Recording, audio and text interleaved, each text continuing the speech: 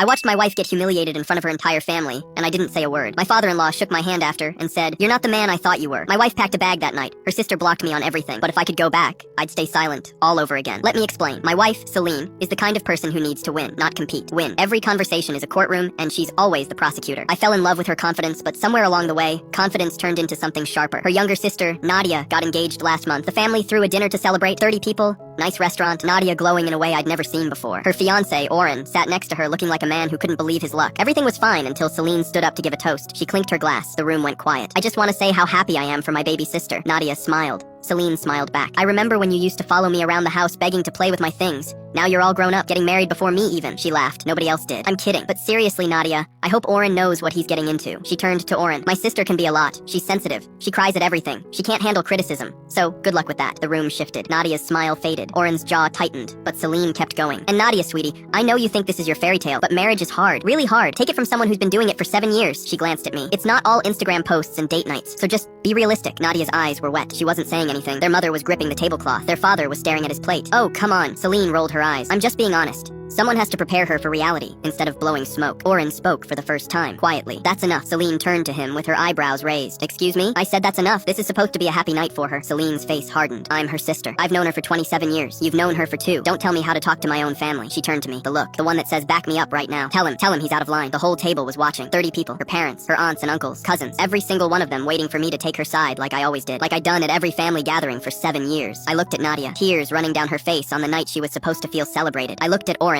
whose only crime was defending the woman he loved. I looked at my wife, demanding I help her finish what she started. "No," one word. Celine blinked. "What?" "I'm not telling him anything. He's right." The silence that followed was the loudest thing I've ever heard. Celine's hand was shaking around her wine glass. "You're supposed to be on my side. I'm supposed to be honest with you." I kept my voice low. "That wasn't a toast. That was a tear down. You just made your sister cry at her own engagement dinner because you can't let anyone else have a moment." Celine set her glass down so carefully, it barely made a sound. "We're leaving. You can leave. I'm going to stay and celebrate your sister's engagement." She stared at me for 4 seconds. I counted. Then she grabbed her clutch and walked out without looking back. I stayed. I hugged Nadia and told her Oren was a good man. I drove home at midnight to an empty closet and a note that said, "Staying at Mom's, a week of nothing." Her mother called once to tell me I'd destroyed Celine's relationship with her family. Her friends sent me paragraphs about loyalty. I read all of them. I responded to none. Then last Thursday, Nadia showed up at my door holding a small gift bag. Inside was a framed photo of me and Celine from a family vacation 3 years ago. On the back, she'd written something. "You're the only person who's ever loved her enough to tell her the truth. Everyone else just lets her do it because they're afraid of her." I was afraid of her my whole life. That night was the first time I ever felt like someone in that room actually saw me. I put the frame on my nightstand. Celine came home yesterday. She saw it. She read the back. She sat on the edge of the bed for a long time. Then she picked up her phone and called Nadia.